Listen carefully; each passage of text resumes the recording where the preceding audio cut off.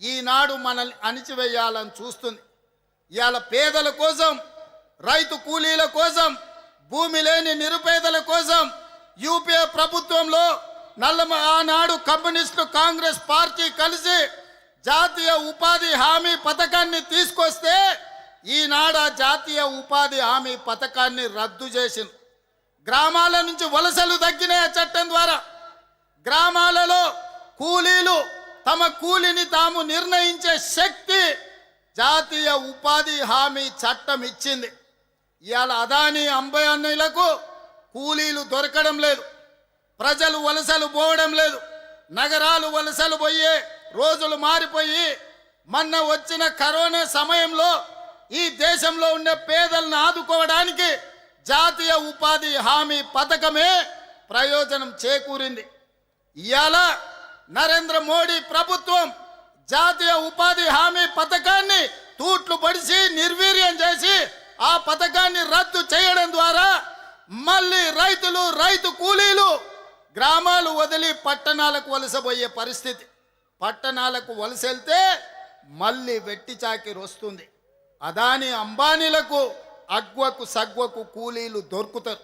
అందుకే ఈనాడు నరేంద్ర మోడీ గారు ఈనాడు కార్పొరేట్ కంపెనీల చేతిలో కీలు బొమ్మగా మారి జాతీయ ఉపాధి హామీ చట్టాన్ని రద్దు చేసి మళ్ళీ మల్టీనేషనల్ కంపెనీలకు మన హక్కులను తాకట్టు పెట్టే ప్రయత్నం చేస్తున్నాడు. అందుకే మిత్రులారా, ఈనాడు ఈ దేశంలో మొదటి స్వతంత్ర ఉద్యమంలో బ్రిటిషర్స్ని ఈ దేశం నుంచి తరిమినాం. దానితోని మనకు స్వేచ్ఛ వచ్చినట్టు కాదు. నిజమైన స్వేచ్ఛ, కమ్యూనిస్టులు కోరుకున్న స్వేచ్ఛ, దోపిడీ ఆగాలి, పేదలకు మేలు జరగాలి, రైతు కూలీ హక్కులను కాపాడాలి అనేదే మీ పోరాటం. ఆ పోరాటానికి అండగా నిలబడ్డది కాంగ్రెస్ పార్టీ. మీ పోరాటాలను, మీ నినాదాలను చట్టాలు, శాసనాలు చేసి ఈ దేశంలో రైతాంగాన్ని ఆదుకున్న పార్టీ కాంగ్రెస్ పార్టీ. ఈరోజు ఈ దేశంలో రాజ్యాంగాన్ని మార్చడానికి, పేదల హక్కులను కొల్లగొట్టడానికి మొన్న జరిగిన ఎన్నికల్లో భారతీయ జనతా పార్టీ 400 సీట్లు అడిగింది రాజ్యాంగాన్ని సమూలంగా మార్చాలి అని. కానీ ప్రజలు, కమ్యూనిస్టులు, కాంగ్రెస్ పార్టీ, మా నాయకుడు రాహుల్ గాంధీ గారు అందరితో నిలబడి కాంగ్రెస్కు అధికారం ఇవ్వండి, ఒకవేళ బీజేపీకి 400 సీట్లు ఇస్తే రాజ్యాంగాన్ని సమూలంగా మారుస్తారు, రిజర్వేషన్లు రద్దు చేస్తారని ప్రతి గ్రామానికి వెళ్ళి చెప్పిండు. అందుకే ఈనాడు బీజేపీకి 240 సీట్ల దగ్గరనే ఆగింది. మరి పరోక్షంగా ఈనాడు మళ్ళీ రాజ్యాంగాన్ని చెరబట్టడానికి భారతీయ జనతా పార్టీ ప్రయత్నం చేస్తుంది. దాంట్లో భాగంగానే ఎస్ఐఆర్ తీసుకొచ్చిండ్రు. పేదల ఓటు హక్కును తొలగిస్తున్నారు. ఇది ఈనాటి ప్రయత్నం కాదు. ఆనాడు భారత రాజ్యాంగం ఏ విధంగా ఉండాలో డాక్టర్ బాబాసాహెబ్ అంబేద్కర్ని చైర్పర్సన్గా పెట్టి కాన్స్టిట్యూయెంట్ అసెంబ్లీలో చర్చ జరిగినప్పుడు గోల్వాల్కర్ సిద్ధాంతం నమ్మినోళ్ళు పేదలకు ఓటు హక్కు ఉండొద్దు అన్నారు. ఆనాడు డాక్టర్ బాబాసాహెబ్ అంబేద్కర్, మహాత్మా గాంధీ గారు పేదలకు ఓటు అనే హక్కు ఆయుధాన్ని చేతిలో పెట్టి పరిపాలన చెయ్యడానికి ఎవరు ఉండాలో నిర్ణయించమనే అధికారం ఇచ్చిండు. మరి ఈనాడు ఆ ఓటు హక్కును తొలగించడానికి బీజేపీ ఎస్ఐఆర్ ఉపయోగిస్తున్నది.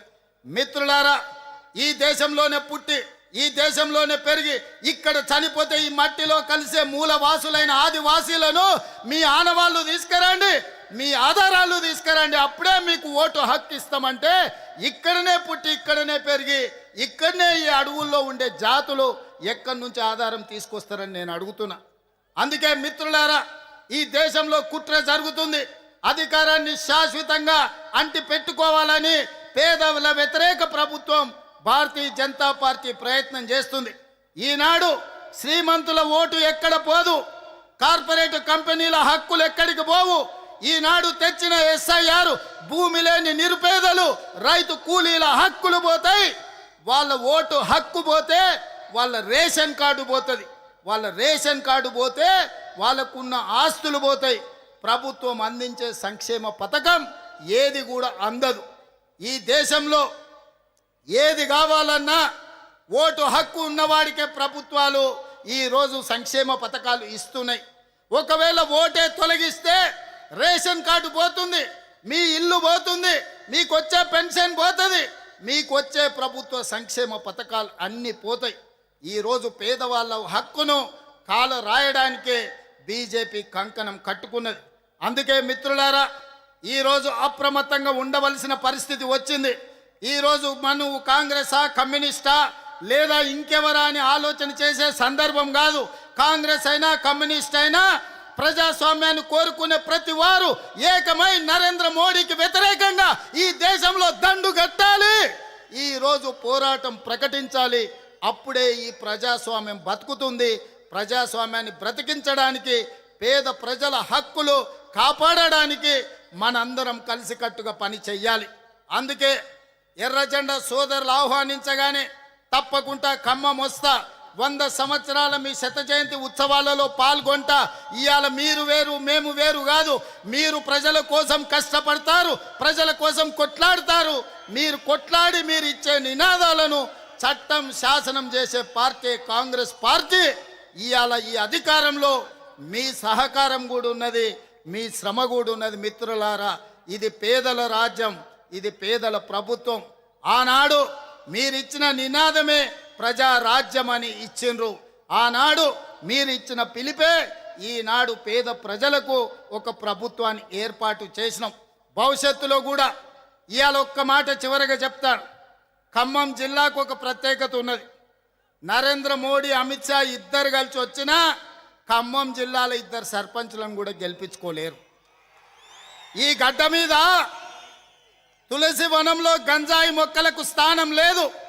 ఈ ఖమ్మం జిల్లా గడ్డ మీద భారతీయ జనతా పార్టీకి సర్పంచులు కూడా గెలిపించుకోలేరు.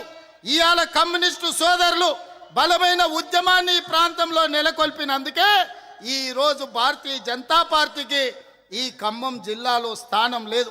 అందుకే మిత్రులారా, భవిష్యత్తులో కాంగ్రెస్ పార్టీ చేయబోయే పోరాటం భారతీయ జనతా పార్టీ నరేంద్ర మోడీకి వ్యతిరేకంగా మీరందరూ కలిసి రండి. మనందరం కలిసి భారతీయ జనతా పార్టీని గద్దె దింపుదాం, రాహుల్ గాంధీని ప్రధానమంత్రిని చేద్దాం. మీ అందరి సహకారం ఉండాలి. రాబోయే 100 ఏళ్ళు పేదల కోసం మీరు కొట్లాడాలి.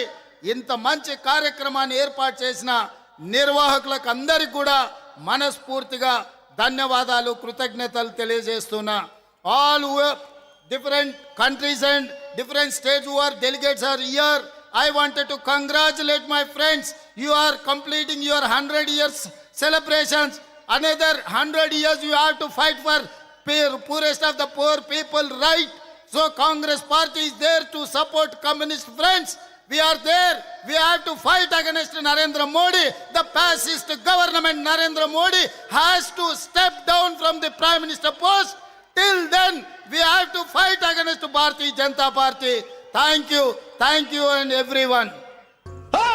ఎర్ర జెండె నీయలో ఎర్రనిది జెండె నీయలో. మిత్రులారా, మన ముఖ్యమంత్రి గారికి మనస్ఫూర్తిగా ధన్యవాదాలు తెలియజేస్తూ, ఇవాళ ఈ గ్రౌండ్ అంతా నిండింది. ఇక ఖాళీ అటు ఆ గ్రౌండ్ నిండింది. రోడ్ల నిండా మనం అనుకున్నట్లుగా ఇవాళ లక్షలాది మంది మొత్తంగా ఇందా తుమ్మల గారు కూడా చెప్పారు, ఎక్కడ చూసినా మన జనం ఉన్నారు. మీ అందరూ కృతజ్ఞతలు తెలియజేస్తూ వారికి మెమోంటోస్ని మన రాష్ట్ర నాయకులు హేమంత్ రావు గారు, 2 జిల్లా సెక్రటరీలు మన సురేష్ పాషాలు వారికి, బట్టి గారికి, తుమ్మల గారికి ఇస్తారు. అలాగే మన ప్రధాన కార్యదర్శి రాజా గారికి కూడా ఇచ్చారు. ఇప్పుడు వారికి ఈ మెమోంటోస్ ఇచ్చిన తర్వాత మన బహిరంగ సభని కొనసాగించుకుందామని తెలియజేస్తూ మీ అందరికి మరొకసారి 1-2 నిమిషాలు ప్రశాంతంగా ఉండండి.